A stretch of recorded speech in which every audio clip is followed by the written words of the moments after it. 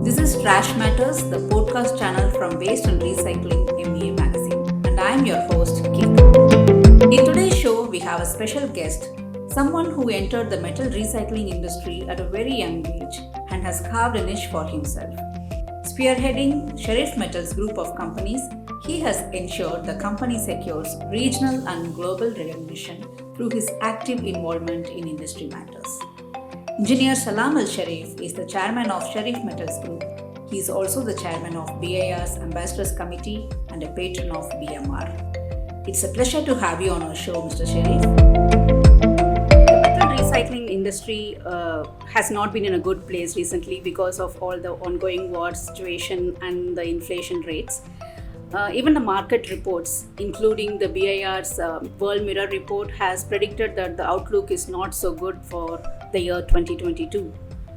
What are the challenges that the industry is facing today? Challenges we have seen before were somehow manageable of some kind, but this year has become really quite an unprecedented challenges from the geopolitical viewpoint in Europe of what's happening out here, such a detrimental impact on hard and soft commodities. We have not really seen that in any crisis, not even the 2008 crisis. So with that having the impact on the metals, the crops, and all the feedstock of the foodstuff, and it has really impacted the whole world, not only the region. And some of the other challenges we see out here is that the transboundaries restrictions on the movement of scrap metals, which has been most highlighted, because once the Ukrainian war has broke out, that has banned a lot of steel and some of the commodities that used to flow in the market and used to cater into some consumers. Now that has created a lot of scarcity, which has really been a double impact. Now, together with the fact that the eternal problem of the classification of the scrap metals being with the waste shipment regulations body, WSR, it's been labeled as waste.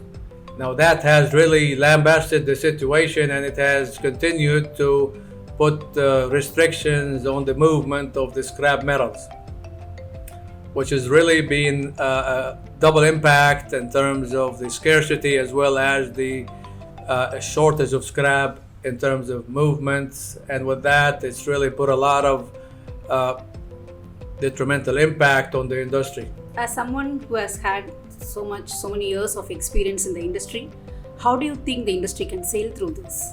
Well, I believe that there is always a silver liner at that darker cloud, as they say. And I believe now where there is a war, I think the only solution is to have a stability prevailing in that region, because with war going on, there is no stability, there is no peace of mind, there is absolutely no scope for economic growth and prosperity.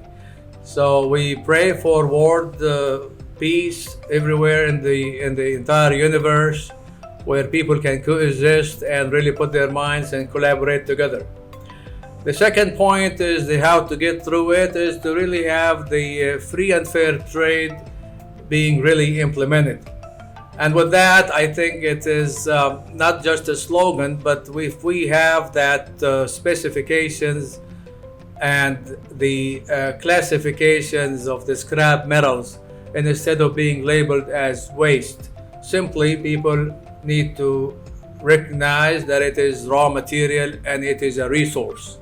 If that is being acknowledged by the decision takers and by the regulatory bodies, I believe we're in good shape. So Sharif Metals has been one of the leading metal recyclers in the region for the past 6 decades.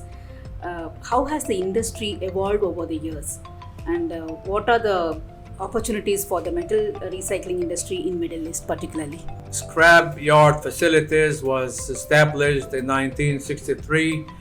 Those days, I believe the region was more of an export oriented in terms of all metals, because the entire region out here was barely at the inception stage, and that was way before oil exploration. So everything was imported, and they need to really import all the household items and all the products required. So any scrap generated was purely export oriented out of the region, and that continued to be until the 70s and early 80s.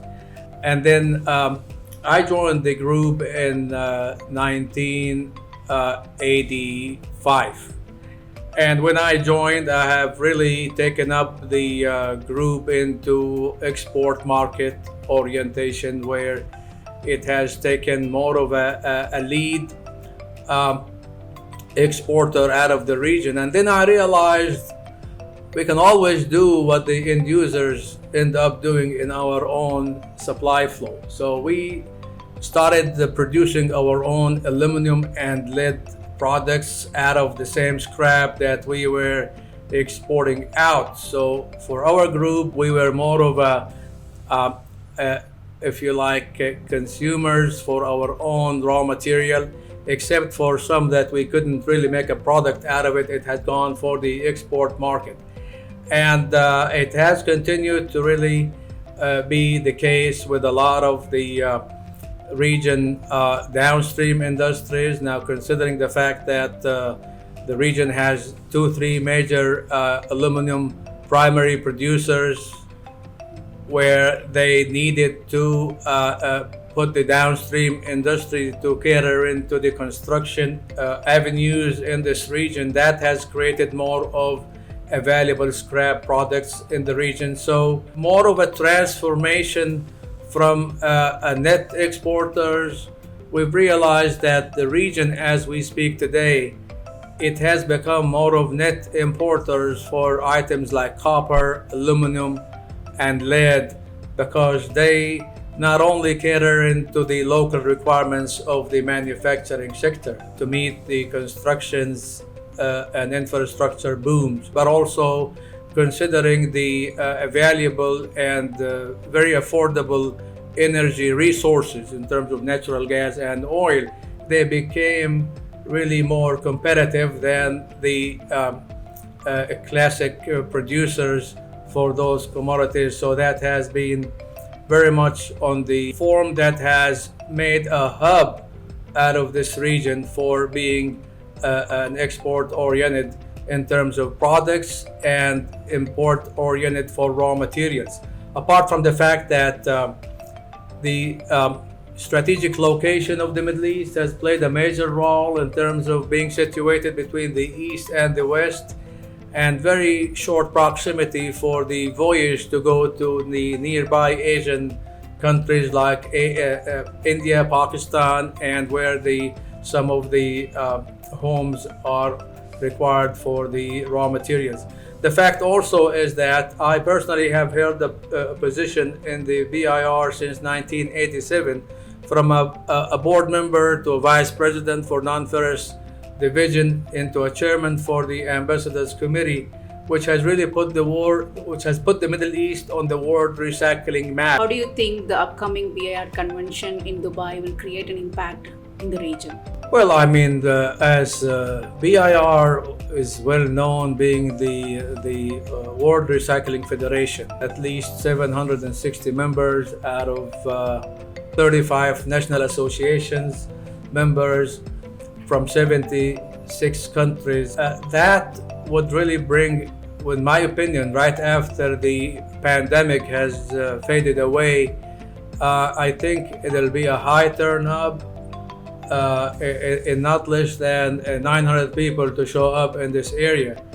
And that will, in fact, bring along a lot of the national associations, the Middle East Bureau of Middle East Recycling Association, which is the regional association which, by the way, I founded in 2009, right after the crisis.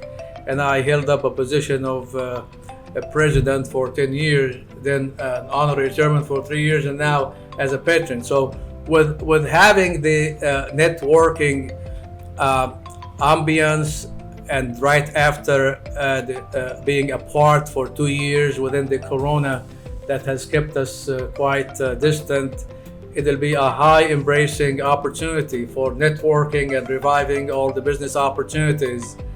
And good old times are coming ahead, I think, with more visits of such elite association like BIR to the region.